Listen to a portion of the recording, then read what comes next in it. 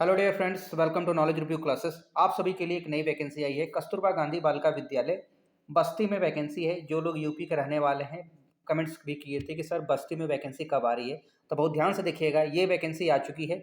इसमें आपको आवेदन कैसे करना है, इसमें केवल महिलाएं ही आवेदन कर सकती है। सबसे पहली बात बता दूं। दूसरी चीज, इसमें आप कैसे अप्लाई करें ताकि आपका चयन हो सके। देखिए करते क्या है, बच्चे फॉर्म पता चल गया कि बस्ती में ही फटाफट आधी अधूरी इंफॉर्मेशन सुनते हैं और वही इंफॉर्मेशन भर भी देते हैं, ठीक है, जिसकी वजह से उनका सिलेक्शन नहीं हो पाता और कमेंट्स करते हैं कि सर इसका जो लिस्ट बना था, सर बस्ती का एग्जाम्पल बता रहा हूँ। बस्ती में सर जो मेरिट बनी थी उसमें सर मेरिट मेरा उसके अकॉर्डिंग मेरा मेरिट ज़्यादा है, फिर भी मेरा चयन नहीं हुआ। तो क्यों नहीं हुआ, इसके पीछे रीज़न तो होगा। क्या रीज़न होगा वो आपको मैं बताऊंगा अभी आगे। और सबसे पहले ये वैकेंसी देख लेते हैं बस्ती में। अगर आप कॉन्ट्रेक्चुअल टीचर बनना चाहते हैं, मतलब संविदा पर पढ़ाना, तो आप इसमें पढ़ा सकते हैं। आपकी सैलरी 22,000 होगी पर मंथ और 1 साल के लिए हायर करते हैं। और आवेदन कब से करना है? 16 तारीख से स्टार्ट है आवेदन, यानी 16 समझ रहे, 16 मार्च से आवेदन स्टार्ट है। 1 अप्रैल तक आवेदन किया जाएगा। वो भी स्पीड पोस्ट के माध्यम से इनके बताए हुए एड्रेस पर ही आपको सेंड करना होगा डेटा आपका, ठीक है। जो भी फॉर्म का डेटा है, जो भी फॉर्म का फॉर्मेट है, साथ में डॉक्यूमेंट्स है, उसकी डॉक्यूमेंट्स की फोटोकॉपी है, इनके बताए हुए एड्रेस पर आप सेंड करेंगे। उसके बाद ही ये एक मेरिट बेस पर चयन होता है, यानी मेरिट बनेगी आपकी। और जिसका मेरिट सबसे ज़्यादा होगा, एकेडमिक जिसका बहुत अच्छा होगा, उन्हीं का चयन इसमें होता है, ठीक है। तो चलिए 16 तारीख से और 1 अप्रैल तक फॉर्म भर सकते हैं और शाम के 5 बजे तक स्पीड पोस्ट या रजिस्ट्री के द्वारा पहुंच जाना चाहिए इनके बताए हुए एड्रेस पर, ठीक है। सबसे पहले पोस्ट देख लेते हैं, उसके बाद आपको ये भी बता देंगे कि कौन सी पोस्ट है, किस एड्रेस पर भेजना है, फॉर्म कैसे भरना है, वो भी आपको मैं बताऊंगा। पहले पोस्ट देख लेते हैं कौन कौन से पोस्ट की वैकेंसी है। देखिए गणित की वैकेंसी है, पीसीएम गणित की वैकेंसी है, जिसमें एक सीटें हैं। एज बोला गया 25 से 45 और 22,000 सैलरी है। अब आधे ज़्यादा बच्चे ये करेंगे कि अरे सर एक ही वैकेंसी अप्लाई क्यों करें। ठीक है, बात कोई बात नहीं, आप मत अप्लाई करिए, लेकिन और भी वैकेंसियां हैं।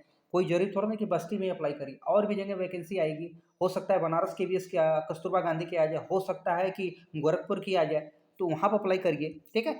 अगर आप आस पास के हैं तो अप्लाई जरूर करिएगा। एटलीस्ट आपको देखिए आज के डेट में क्या है ना, आप सोच रहे हैं कि कोई कहीं भी वैकेंसी 500 आए, 1000 आए, 5000 आए, तो ऐसा हो ही नहीं सकता। हर जगह 1 से 10, 20, 25 ऐसी ही वैकेंसी आती है, ठीक है। और देखिए गणित से बात किया जाए तो गणित में आपका ग्रेजुएशन होना चाहिए, साथ में आपके पास सीटेट क्वालिफाइड होना चाहिए, सीटेट पेपर सेकंड क्वालिफाई होना चाहिए, ठीक है। क्योंकि आप 6 to 8 को पढ़ाएंगे, तो आपका क्या होना चाहिए, 6 to 8 को पढ़ाने के लिए सीटेट पेपर सेकंड क्वालिफाई होना चाहिए। दूसरी चीज़, अगर मैं बात करूँ विज्ञान की, तो आपका ग्रेजुएशन होना चाहिए उस विषय में, साथ में आपके पास बीएड होना चाहिए, ठीक है। बीएड होना चाहिए। उसके साथ साथ आपके पास देखिए, इन सभी वैकेंसियों के लिए बता दूं, अगर आप 6 से 8 के लिए पढ़ा रहे हैं, मतलब जूनियर को पढ़ाएंगे, तो आपके पास पहले ग्रेजुएशन होना चाहिए, ग्रेजुएशन के साथ बीएड होना चाहिए, बीएड के साथ साथ आपके पास सीटेट पेपर सेकंड क्वालिफाई होना चाहिए। इतना चीज आपके पास है तभी अप्लाई करिएगा, ठीक है। अब विज्ञान के लिए यही कंडीशन है। इसे यहाँ पर देखिए, अगला मैं बात करूँ शारीरिक शिक्षा के लिए स्काउट गाइड और शारीरिक शिक्षा में बीपीएड होना चाहिए। यहाँ पर भी आप देख सकते हैं 9,800 सैलरी मिलेगी 25 से। देखिए एज मिनिमम 25, मैक्सिमम 45 साल रखेगी ये सबकी।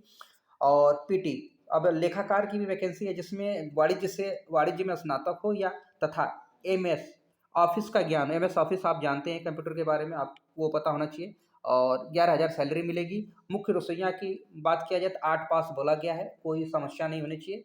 6,900 रुपये पर मंथ मिलेगा। सहायक रसोइया की भी वैकेंसी 8 पास बोला है। इतनी वैकेंसियां हैं। अब रिक्तियों के बारे में आप जनपद की वेबसाइट पर basti.nic.in पर जाके देख सकते हैं, वहां से जानकारी आपको मिल जाएगी, ठीक है।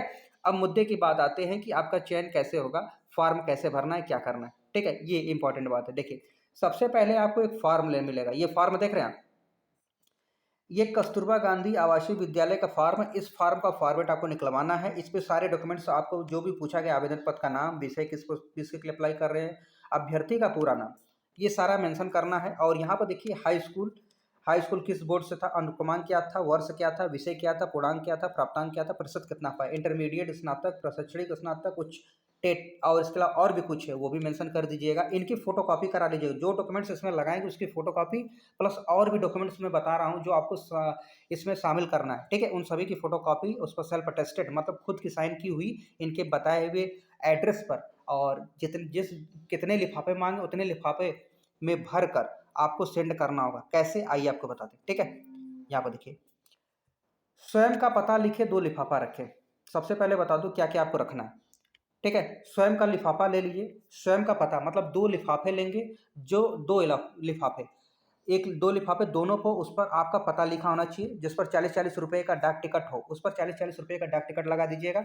उसके बाद लिफाफे के ऊपर आवेदन पत्र, जिस पद के लिए पद के लिए आपने अप्लाई किया, आवेदन किया, उस पत्र संख्या और नाम, उसका नाम लिखना अनिवार्य। उसके बाद काउंसलिंग तथा साक्षरता हेतु कोई भी यात्रा भत्ता नहीं दिया, एक बिल्कुल सही बात है।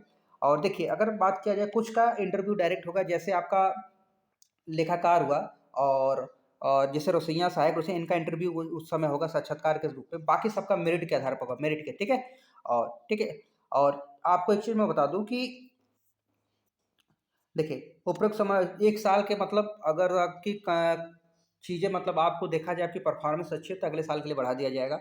हाँ, अब 2 लिफाफे लेंगे, दोनों पे आपका नाम लिखना होना चाहिए, 40-40 रुपए का टिकट लगाना होगा, और एक तीसरा लिफाफा लेंगे, तीसरे लिफाफे में ये सारी चीज़ें आपको भरनी होंगी, ठीक है। और इनके बताए हुए एड्रेस पे भेजना होगा। कौन सा एड्रेस है वो सुन लीजिए पहले, नहीं तो फिर आप कहेंगे सर बताया नहीं आपने। देखिए, आवेदन पत्र देखिए, आवेदन पत्र कार्यालय जिला बेसिक शिक्षा अधिकारी, नॉर्मल स्कूल बिल्डिंग, गांधीनगर, बस्ती 27/2001 के पते पर रजिस्टर्ड स्पीड डाक के द्वारा आपको भेजना है, ठीक है। ये चीज़ आपको करनी है। अब इसके अलावा आपको कुछ न समझ में, इनके बताए हुए साइट पर जाइएगा, वहाँ इनका नंबर होगा, कॉल करके पता कर लीजिएगा। और कोई चीज़ इसके अलावा तो मुझे नहीं लग रहा है कि सबमिट करने के लिए मांगा है इन्होंने, और भी सर्टिफिकेट मांगा हो।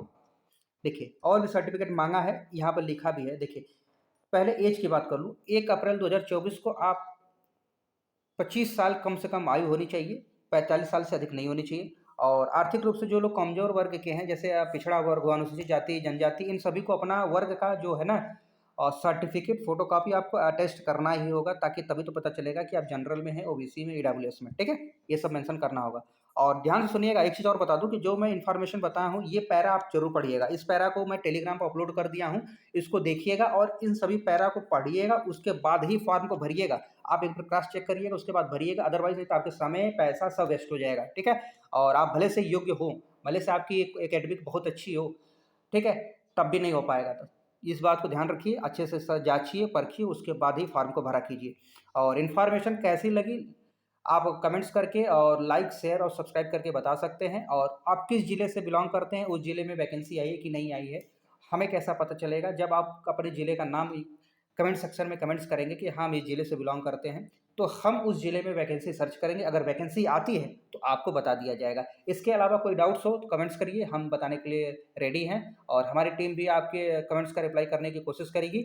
मिलते हैं नेक्स्ट वीडियो में नए एक टॉपिक के साथ। तब तक अपना ध्यान रखिए, स्वस्थ रहिए और दूसरों की सहायता करते रहिए, और एकजुट होकर रहिए, मिलकर रहिए, ताकि समाज में एक एकता का प्रतीक हो सके। ठीक है, धन्यवाद।